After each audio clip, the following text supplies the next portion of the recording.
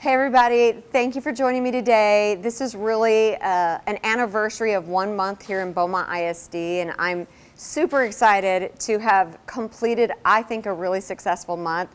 And I just wanted to let kind of the city know what we've been doing over the last month and celebrating the last day of school. I have done many things, including visiting every single school in Beaumont ISD. I finished this morning by wrapping up at the Career Ed Tech Center, and it was a really enlightening situation there. I had seniors that have already graduated that are there actually performing skills in welding and moving trailers, backing things up into garages. It was really neat to see juniors and seniors still there functioning at a high level. So it was a great day at the Career Tech Center. But beyond that, we have met with principals, we've met with teachers, we've met with the community leaders here in Beaumont to share our vision. Of course, we had our first real big board meeting where we got some great actions approved moving forward into the next school year. And I would just let you know that over the summer, we're going to be planning a lot of training for our upcoming school year, which will implement the vision I've been sharing. We will train principals in July, we will train teachers in August, and then August 12th will begin the first day of the new transformation of Beaumont ISD with the new curriculum, the new support, training and development, and you're gonna see huge changes. I think our teachers and our principals deserve a break, so I'm excited to give them some rest over the next month. And then we're going to gear right back up after 4th of July for a new year. And with that, I'm happy to take some questions. Decisions that you've made within this month, how are you addressing those concerns from those teachers? You mentioned there's concerns from teachers. Can you be more specific? Some teachers are kind of fearful of the actions that have already been taken. They've thought about the last state takeover and how that was taken and other state takeovers in the past, just not being part of the plan and your decisions and stuff like that. What exactly are you going to, how would you address those concerns? So here's what I'll say about any transformation. I've said this before and I'll keep saying it. Any kind of change is difficult. And it's going to require some discomfort, some fear is going to be involved in it. And I'm not going to apologize for what change creates. It does create some uncertainty. And I think that's okay. That's the same with no matter whatever job, whatever world we live in. Things are changing all the time, and uncertainty comes with change. So I can't apologize for that. But what I will say is when it comes to teachers' concerns and fear, I think it's more based on the only things we've done is open doors and move the desks so that students are facing instruction and asking teachers to teach. Those are the things that have changed in the last month. And I think they're good changes. I think it's not any change that is unexpected or out of the norm. So I'm grateful that kids have had hopefully a better experience over the last month. The fears that teachers have moving forward are likely about coaching in the moment, which is a very difficult thing for someone to help you get better in a moment that you're teaching and doing that also in practice. So my only pushback on teachers is to say, overcome your fear and let us help you become the best teachers in the nation. I guess I was kind of talking to, I know there's been one teacher who's voiced her opinion a lot at the board meetings, and we've spoken to her one-on-one before, and she said that she knows lots of teachers in the district who are thinking of leaving the district just out of everything that's kind of going on right now. What would you tell them that are just looking into that decision? Yeah, there have been teachers resign out of fear and out of uncertainty. And I can't be mad at that. I have to let teachers be who they are. And if they're not comfortable moving forward with transformation, I think that's okay. If you are not afraid, then like I said at the board meeting, then I would love to have you give this a shot. And maybe there's some teachers who rescinded their resignation too soon, who put in their resignation too soon, and maybe they want to consider rescinding it.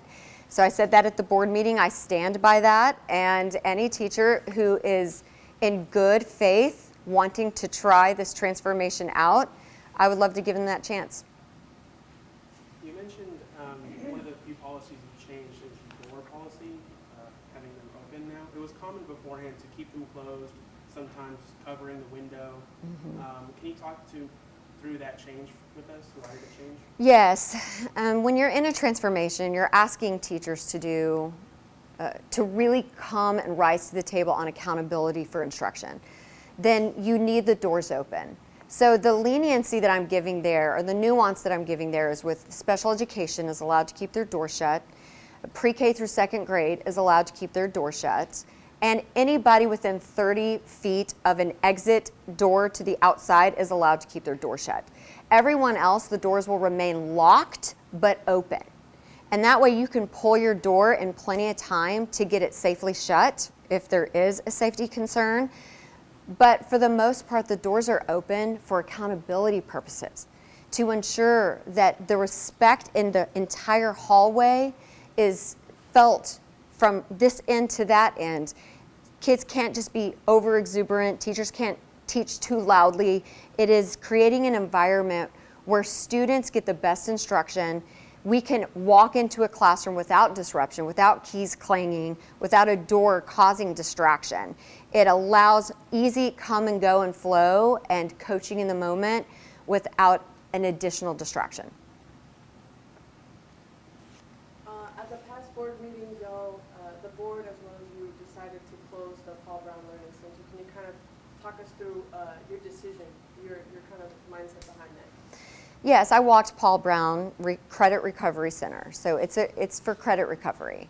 And the point of having the students be able to recover credit is so that they can hopefully catch up with their cohort and graduate with their cohort. That's always ideal state. Typically that happens at the campus base, though. I was a high school principal in Dallas ISD for a very long time, and I had my own credit recovery center at my school, which both high schools have it as well. They have the credit recovery area at the school already placed. What the difference is these are kids who maybe fell behind cohort more than 1 year. And so instead of keeping them continuing to grow at their campus, they felt like they could catch up to cohort faster by moving them into a separate school that's just to focus on credit recovery. When you do that, regression happens, and the original intent, which is to help kids recover credit, falls to the side as accountability. Grace steps in and accountability goes down. So when I walked Paul Brown, what I saw was 2 to 5 kids. In fact, the most kids I saw in any one class was 8, and that was only in one class. The rest had either 0 kids in it, with a teacher in the room, but 0 kids, or up to 3 or 4 kids in a classroom. They were all on computers except for one class that was English 1, where they were doing a crossword puzzle. So kids who didn't recover credit at their own school in front of a teacher are now being placed in an isolated environment in front of a computer screen, not getting any instruction, just a computer teaching them. They don't go to electives there, and that's not necessarily true. They have a couple of random electives that they let kids go to. Kids don't get to choose the elective that they go to. That's a better way of stating it. Students don't get to participate in UIL. Students don't get to participate in sports. They are no longer a part of their school community, so there's not lunch with other students.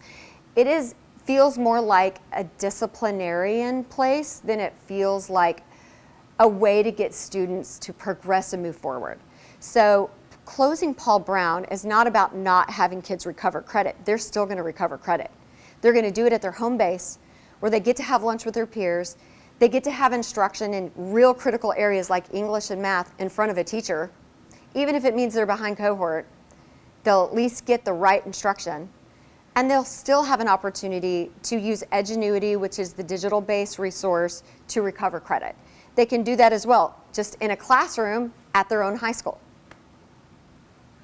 You've mentioned accountability a few times. Would you say that's one of the main aspects you're trying to focus on? 100%. Accountability is a priority. Accountability it's the most difficult thing to bring to any high-performing culture. whether you're a business or you're a school. Accountability means that there's people paying attention, they're watching you, they're giving you feedback, they're pushing you. I use the sports analogy of the Dallas Cowboys at the board meeting because even in practice, every single picture I could find had coaches in the pictures. Why? To hold them accountable to getting better, to help them make the right moves to get better, so that when they're in the game, they actually perform at a high level. But even while they're in a game, the quarterback has an earpiece in his ear. He's getting better because he's getting feedback throughout the whole game. He's moving to the sideline. All the different players, when the defense comes off the field, they immediately get coaching before they go back on the field. And so it's the same concept in a school. You wouldn't have a high-performing team anywhere in any sports without coaches. It doesn't exist. It's like not heard of. But yet in a school system, we're okay with putting teachers in a closed room and never checking on them, except maybe once or twice a year for an evaluation. That is not accountability. That is a free-for-all. And that is not what we're going to do here. We've seen where it's led. It's led to 7 F schools, 7 D schools on state accountability. And that is not going to get us out of it by letting them continue to do what they were doing. We're going to open the doors. We're going to hold teachers accountable. And we're going to have high-quality instruction in front of kids. So in your time that you've been here, going to school, looking into the classrooms and stuff like that, is that what you, let's say, you've seen is no one checking on the teachers, no kind of evaluation? I've not asked those questions because it's literally the last month of school. When I'm walking schools, I'm walking with the principal. So she or he is walking with me to every single classroom, and I'm coaching them as we're walking classrooms. I'm giving them my lens. I'm helping them see my perspective and what I would fix. I haven't asked questions like, how many times are you in this room? How many times do you walk this hallway? How many times do you give this feedback? I'm not asking those questions because that's not what the first introduction to this transformation is about for principals. It's about helping them understand how I see things and what the expectations would be moving forward. As we close the school year and start hopefully soon going back to school for next school year, is discipline at all any part of your plan for improvement? Discipline is absolutely part of the plan, and the number one solution for discipline is a high quality teacher in front of kids. Delivering high quality instruction every single day at a high level with quality curriculum solves a ton of behavior problems. And you guys may not have seen that yet because you haven't seen the most high quality instruction that could be given, and that's coming. So you'll see behavior decrease. Speaking of behavior, going along with that, it's just we've had schools have a lot of various levels of violence, of fights. What is the new administration's plan to deal with that? So we are going to have other things other than just instructional quality to support behavior. I'm not going to share that plan with you right now because I haven't shared it with the board, nor have I shared it with principals. So I'll never tell the media things that I wouldn't first tell my own teams.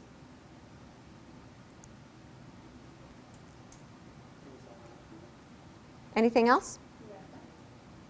All right. Thank you, everybody.